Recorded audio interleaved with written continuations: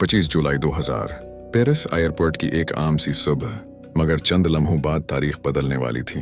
Runway पर खड़ा था दुनिया का तेज तरीन मुसाफिर जहाज कॉनकॉर्ड। सफर सौंक रफ्तार, लग्जरी और ताकत की अलामत। टेक ऑफ से कुछ ही लम्हे पहले एक और जहाज यहाँ से उड़ा।